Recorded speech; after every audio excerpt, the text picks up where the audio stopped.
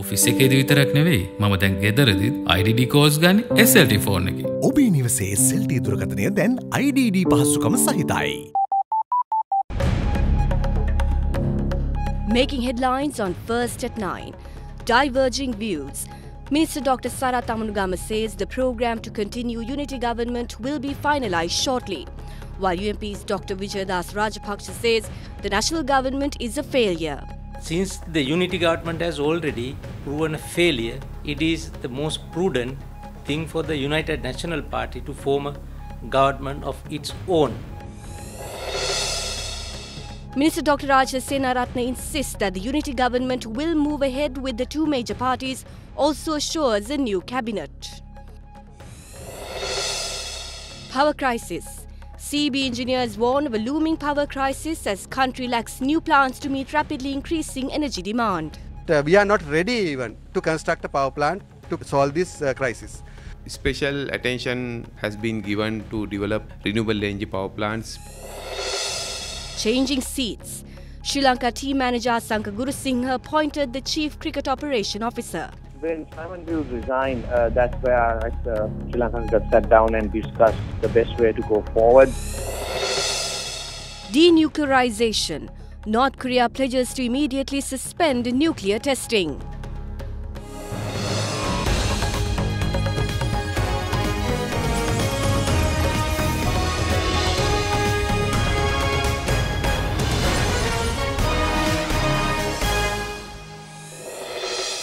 Good evening and welcome to First at 9. I'm Katharina Chang. Now, Sri Lanka's tourism sector has been at the centre of all media and public discussions over the recent times for all the wrong reasons. It all started with a group of Dutch tourists being attacked in Mirissa, followed by another attack on 5 Israeli tourists who suffered at the hand of locals in Midigama.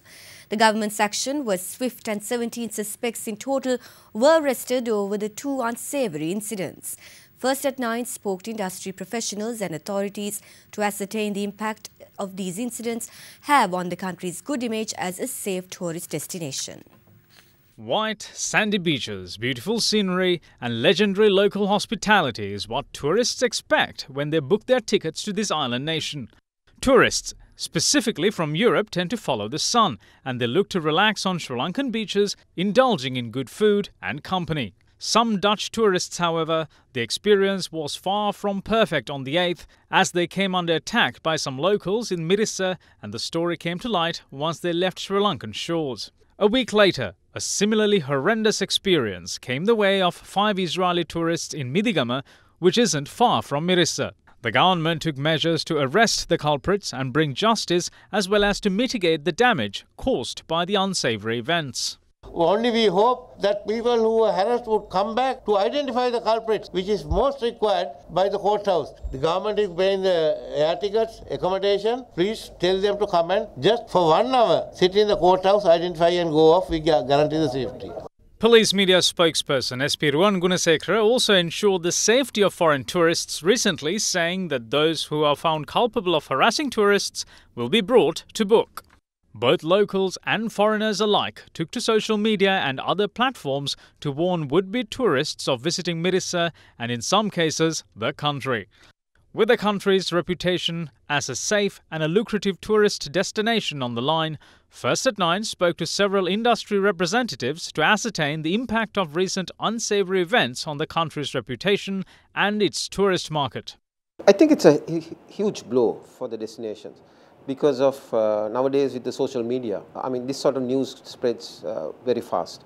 And unfortunately, the incident that happened in Mirissa have gone to the European countries, our markets, and the whole image of the destination is actually being questioned by many. I'm quite disappointed because Mirissa was not known for such incidents. We will have definitely negative feedback going, and word of mouth is such that people would spread these such negative vibes going into the travelers who intend coming to Sri Lanka. As stakeholders of this country, we try our level best to promote the destination Sri Lanka in terms of digital as well as a global marketing campaign where things are slow in terms of taking forward these marketing campaigns. Therefore, such negative incidents and events would certainly take us back. We need to see that the safety of the tourists are being taken care of. When we perused the comments made on one of the online travel advice sites, it became clear that warning signs of a beach boy culture was already there. Comments dating back to 2011 warned would-be tourists to Mirissa of dangers it posed. We put the concept of beach boys to the president of the Sri Lanka Association of Inbound Tour Operators, Harit Pereira. The beach boy concept is fueled by the politicians. The authorities, including the police, were helpless. If the police is helpless, how can you expect the security of the hotel or the managers or the general manager to control them? There have been instances where the authorized excursion representative who goes to their clients to sell excursions are at times assaulted or threatened when they come out of the hotel. See, the beach boy concept will always be there. What we have to do is we have to regularize it. That hasn't happened. We need to bring the beach boys into our formal sector. We need to train them and educate them how they can be helpful and add value to the tourism. Tourism is all about people, and you can't isolate people.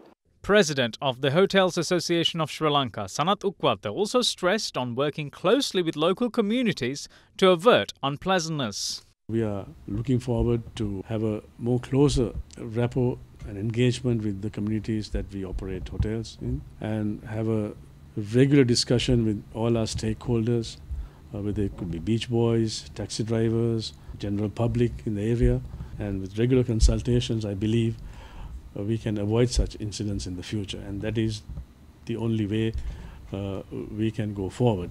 Various countries champion the concept of private beaches, where hotels are vested with the responsibility of the upkeep and the security of an allocated stretch of beach. We floated the idea to Harit Pereira, the president of Sri Lanka Association of Inbound Tour Operators. Private beach concept does not exist. To start with, we have to change the Constitution and the Tourism Act. So that's a huge task. Having said that, even if you do that, I think there's a bigger role for the hotels and the tourism fraternity to play within that area. I think from the government side, they need to empower and allow the urban councils and the municipal councils to work hand in glove with the hotels and the other tourism stakeholders in keeping the beach clean. Not only clean, there has to be a safety aspects, the quality.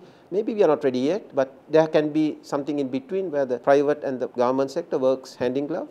From the side of the government, Director General of the Sri Lanka Tourism Development Authority, Upali Ratnayaka, told us that measures to stop a recurrence of violence on tourists in areas which came under the spotlight recently are already outlined for implementation. Now we are going to establish a separate tourist police unit in the area with a very short period of time. And also, like, we had a discussion, Honorable Minister Sagara Ratnayaka convened a meeting and decided we will meet with the stakeholder every month, and also to help the tourist service providers to register with us and also comply with whatever the requirements and assist them. And SLTD are going to have a mobile service on 2nd May so that we will know who are operating there. UMP parliamentarian Dr. Vijayadas Rajapaksha says that it's prudent for the United National Party to form a government on its own, since the unity government is failing. Speaking to First at 9, he first said in the event of the issue of the majority, they will have to decide case by case when passing legislation.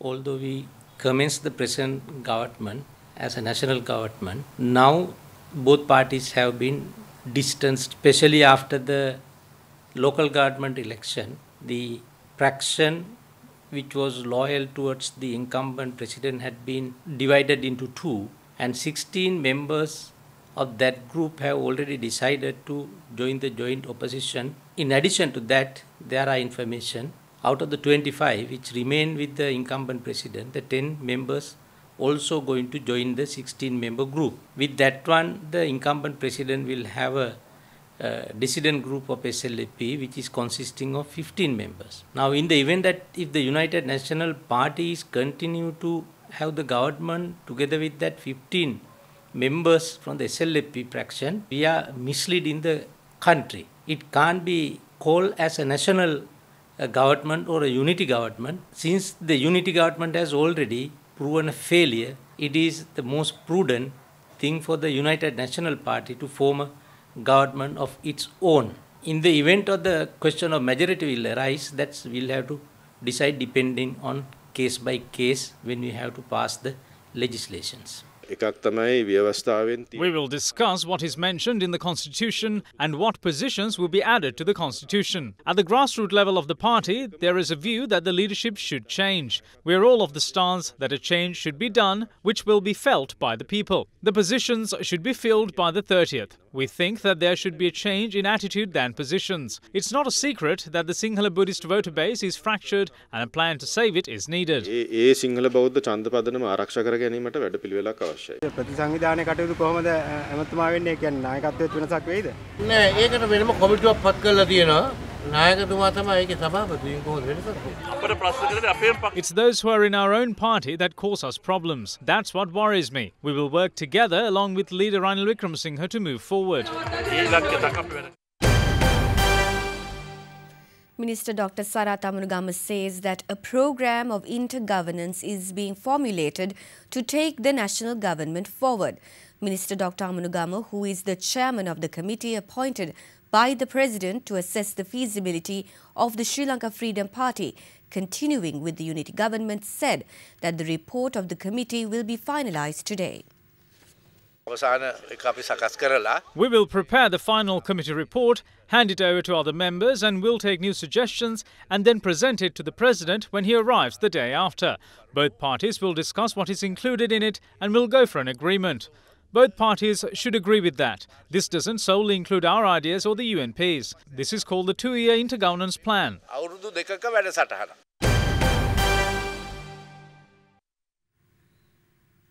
Minister of Health, Nutrition and Indigenous Medicine, Dr. Rajitha Senaratne, says that there will not be a cabinet reshuffle, but instead it will be sworn in as a new cabinet. Addressing a function held in Panadura today, the minister added that the two parties would even contest the elections together. We will take oath as a new cabinet with a new plan. There will be a new plan for the United National Party as well, and we will move forward with the two parties. As I said, we move forward with one leadership, one plan and one government, and we will go for the upcoming elections together.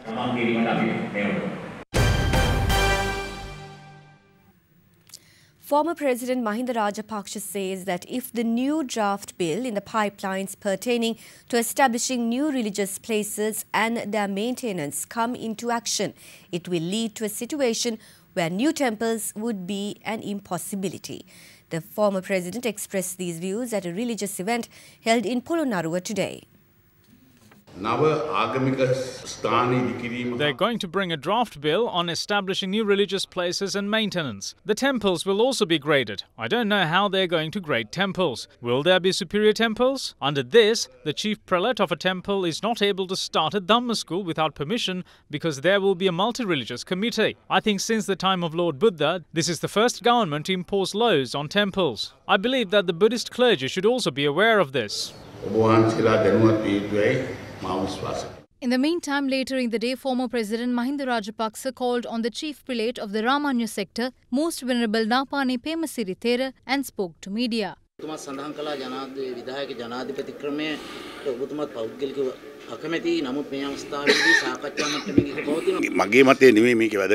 What is important is not my stance, but the stance of the group, because there are those who like this and dislike this. I can't declare my personal stance because if I say I don't like this, they will accuse me saying it's because I'm unable to run for the presidency. A mother and daughter of 59 and 40 years of age were found dead in a house in the village in the area of Keselpota of Mahiyangana. Preliminary investigations revealed that the duo were killed with the use of clubs the day before yesterday. The 59-year-old son, however, said that both women lived with their paramours in the same house. He also said that he called his mother's paramour yesterday, and during which the paramour had said that 3 people came and clubbed the 2 women. He then lodged a complaint with the police, and in turn they discovered the 2 bodies today. The mother's paramour had absconded and investigations are underway for his arrest.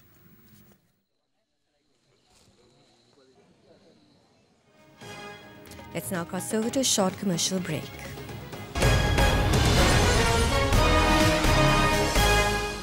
You are watching Sri Lanka's #1 news channel, Other Derana 24/7.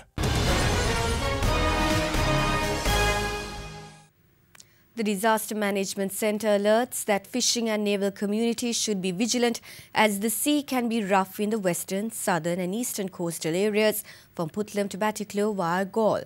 Speaking to First at 9, the Department of Meteorology states that this situation could prevail until next Tuesday. The Department of Meteorology states that sea can turn rough in the provinces of western, southern and eastern coastal areas due to the intermonsoonal conditions.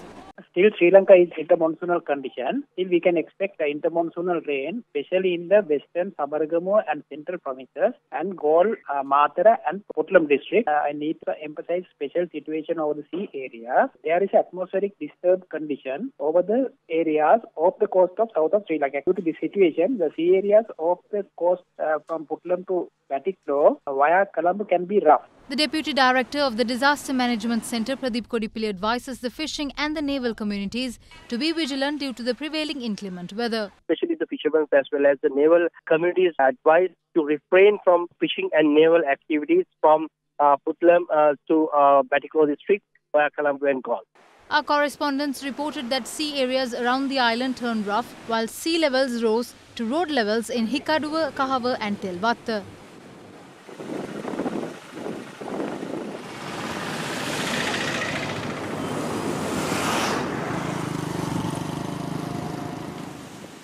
In the meantime, 2 persons who were on a visit to the Berula lighthouse were swept away by currents this afternoon. The deceased are identified as Ahmed Mujahid, aged 27, and his sister, 24-year-old Trushna Thabi, residents of Halsdorf. Commissioner General of Labour RPA Vimla Veera today stated that legal action will be taken against the administration of the Horna rubber factory, where 5 of its workers died due to breathing difficulties after falling into an ammonia tank. Meanwhile, a female worker who was in charge of the laboratory at the factory was also taken into custody by the Horna police this evening. The bodies of the deceased was handed over to their relatives this morning.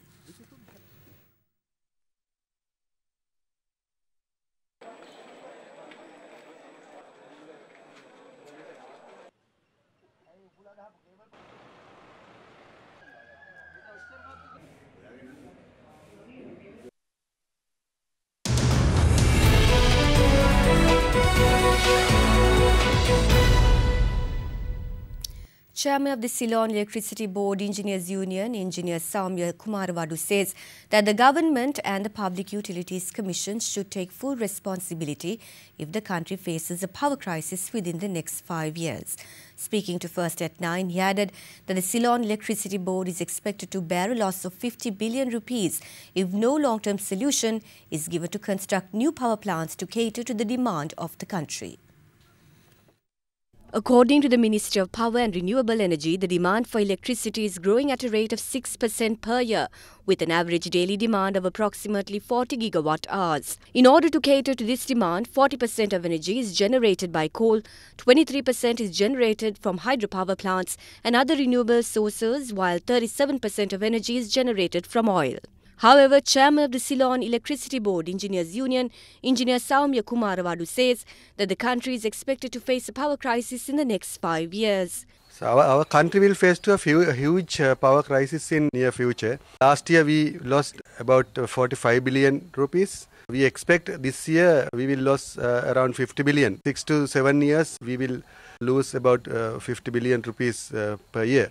So actually that crisis will not be only a financial crisis. We will face a lot of technical difficulties because we have a power shortage. The main reason is after commissioning of the last power generating plant of Norachole in year 2014, we have not constructed any low-cost power plant in the country. So only power plant has to come was Sampur, that was stopped in year 2015. In every year, the power demand is increasing by 200 megawatt per year. That means we have to construct a power plant like Kotmale. We are not ready even to construct a power plant to solve this crisis. In May 2016, the Ceylon Electricity Board tabled the Long-Term Generation Expansion Plan 2018 to 2037 at the Public Utilities Commission, but it was rejected. Ceylon Electricity Board has to prepare the generation plan and PUCSL has to approve the plan as the regulator. But after they start to involve this process, they have approved only one plan. Normally we prepare generation plans for 20 years. We can't plan power plants for 5 years, because if we consider low-cost power plants, it will take more than 6 years to construct a power plant. That means we have to face to this crisis situation in coming 5 to 6 years. So we lost 45 billion rupees last year. 45 billion rupees mean the cost of the Katnayak highway. Responding to the allegations by the Ceylon Electricity Board Engineers Union, Minister of Power and Renewable Energy Ranjit Siambalapitiya said that steps will be taken to approve the Long-Term Generation Expansion Plan 2018 to 2037 and will inform the Cabinet regarding the matter. Meanwhile, speaking to First at 9, spokesperson of the Minister of Power and Renewable Energy Sulakshana Jayawardena said that the CEB has plans to meet the growth in demand of electricity by way of LNG power plants, which are in the tender process. If you consider about the power generation plan, special attention has been given to develop renewable energy power plants, especially wind and solar, because we know that we are at the optimum level of hydropower generation. So balance, there are few power plants to be put up, and also small scale mini hydropower plants. But we know that the demand growth of the country is around 5 to 6% each and every year. We have to put up power plants to meet demand growth. So there is a plan to introduce LNG power plants to the country. So one project that is in the tendering process to put up 300 megawatt of LNG power plant at Kerawalapitiya, now almost finalized, tender to be awarded. Meanwhile, Unit 1 out of 3 units of Lakvijaya Power Plant in Norachole, Putlam, which was shut down on the 11th of this month due to maintenance work, is expected to be fully operational by Monday. Norachole Lakvijaya coal power plant contributes in terms of power, it is around more than 40% of daily demand. However, the number 1 unit has been stopped because of the maintenance works. There was an issue during last couple of weeks in the electrostatic precipitator of the stack of number 1 unit. So now the repair work is being ongoing. So we hope that we will be able to bring it back to the operation by coming Monday. So the repair is scheduled to complete by tomorrow. U.S. Treasury Secretary Steve Mnuchin told yesterday that the International Monetary Fund needed to step up to the plate to police large external imbalances, demand the dismantling of trade barriers and protection of intellectual property rights. In a statement to the IMF Steering Committee, which met today, Mnuchin said countries which have large and persistent external surpluses must do more to carry their share of the adjustment. The statement reflects the Trump administration's view that the IMF, through its country surveillance and policy advocacy efforts, can help rein in what are seen as China's trade abuses. The inclusion of a reference to intellectual property follows U.S. threats to impose tariffs on imported Chinese goods over allegations that Beijing has misappropriated American intellectual property through various industrial policies, including joint venture requirements for foreign firms.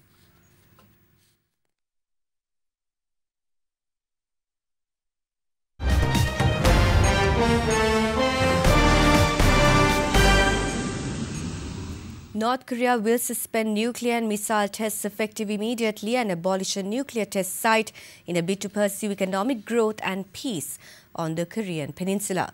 The country made the pledge on its state media today ahead of planned summits with South Korea and the United States.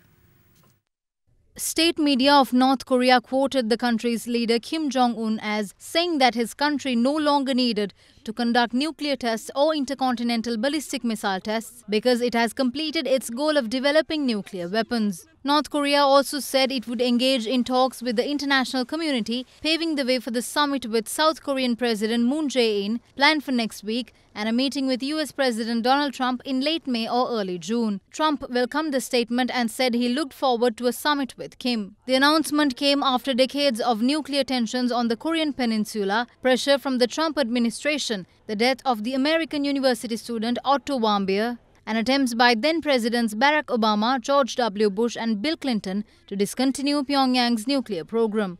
North Korea has defended its nuclear and missile programs in the face of worldwide condemnation and sanctions as a necessary deterrent against perceived US hostility. In the wake of outrage over the brutal rape and murder of a minor in Jammu and Kashmir, the Indian cabinet headed by Prime Minister Narendra Modi today approved an ordinance to allow courts to pronounce the death penalty to those convicted of raping children up to 12 years of age. Let's now take a look at other emerging stories from across the world.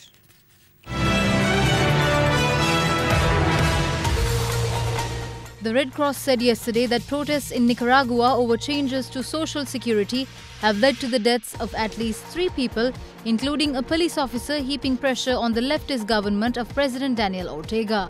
Nicaraguans have been protesting for 3 straight days against government changes to social security signed into law earlier this week that increase worker contributions and lower pensions. Students from more than 2,600 schools and institutions across the US staged a nationwide protest against gun violence yesterday to mark the 19th anniversary of the mass shooting at Columbine High School. On the 20th of April in 1999, 2 gunners rampaged through Columbine High School, killing 12 students and a teacher before committing suicide. Thailand's Maya Bay, made famous by Hollywood film The Beach back in 2000, which stars Leonardo DiCaprio, will be temporarily shut for 4 months this summer, starting from the 1st of June, in an attempt to salvage the reefs. According to a survey by Thai authorities, 80% of the coral reefs at Phi Phi Lay have been bleached or severely damaged from flocks of tourists and boats. The head of Chile's Catholic Church said that a Chilean bishop accused of covering up sexual abuse should resign, little more than a week after Pope Francis said he had made mistakes in handling Chile's sexual abuse crisis. Cardinal Ricardo Ezzati told reporters that Juan Barros, a Chilean bishop who allegedly concealed abuse of minors by his mentor, should resign without a doubt, while adding he would not judge whether or not Barros had covered up the incidents.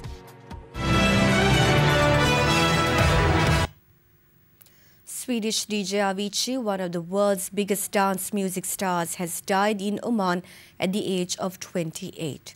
Avicii's club anthems include Wake Me Up, Levels and recently Lonely Together with Rita Ora. His representative said in a statement, quote, "It is with profound sorrow that we announce the loss of Tim Bergling, also known as Avicii," unquote. No cause of death was announced, and Avicii's representative said that no further statements would be issued.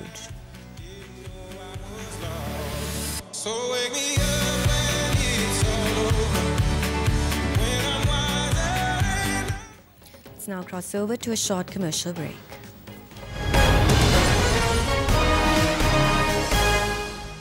You are watching Sri Lanka's award-winning news channel, Other Derana 24/7.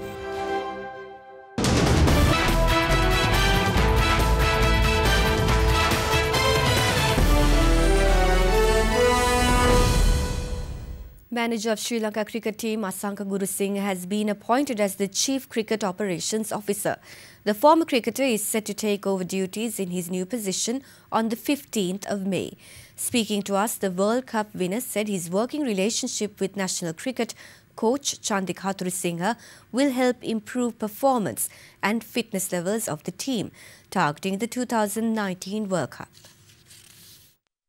With his new appointment as Sri Lanka cricket's Chief Cricket Operations Officer, Asanka Gurusinghe will relinquish his duties as the manager of the national team and take charge of the high performance unit and brain centre operations, as well as international and women's cricket affairs. Gurusinghe is set to officially take over on the 15th of May.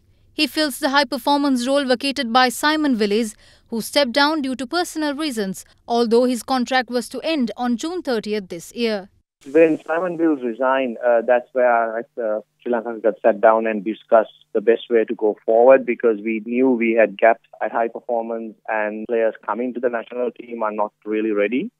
At this stage, we have 5 of our main fast bowlers injured. So all those things are under high performance. Our medical team, which is the physios and trainers and everyone, is based at high performance and they are working towards same goal. So that is a huge concern for us, the injuries that's happening. So SLT has invested heavily on technology and all of that, but still a lot of injuries are happening. So that's the area that Chantika and myself will be focusing as a most probably number one priority right now. There's only about a year for the World Cup, and there's a lot of cricket to play between now and the World Cup. So we need to get our players fit.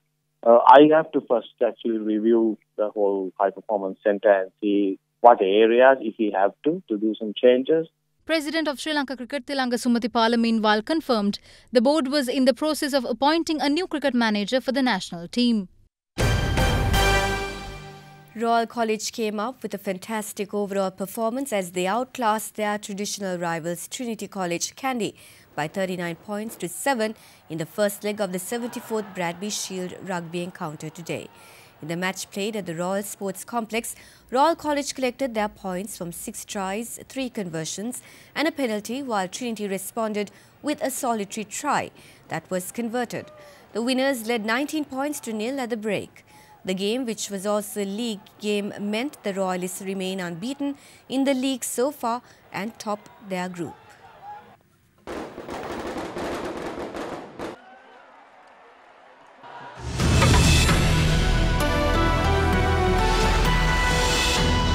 A very good evening and welcome to Forecast First. Your temperatures for tomorrow are to vary between 20 and 33 degrees Celsius, with the lowest expected in the Central Hills as usual. When we take a look at the map, a low pressure zone will form from the western province and will gradually disappear. Well, sunny weather is forecasted in some areas of the island, including Jaffna, Trincomalee and Batticaloa. But it will be an opposite scenario in the areas of Vaunia, Anuradhapura, Kandy, Colombo, Galle and Matara as well as Hambantota, as they will experience showers with thunder showers also expected. That's all we have from the Weather Centre tonight. Up next is your city by city forecast.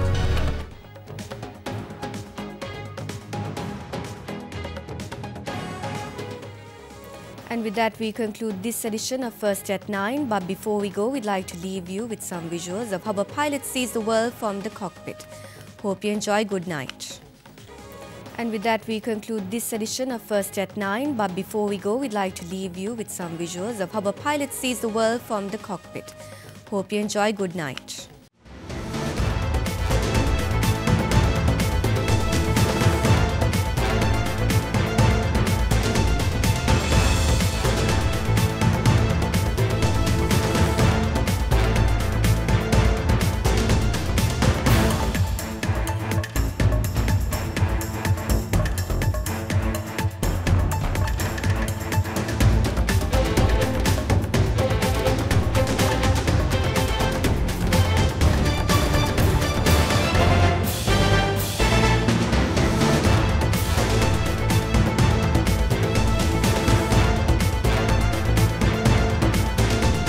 Bringing you the news and information 24 hours a day. This is Sri Lanka's premier news channel, Derana 24/7.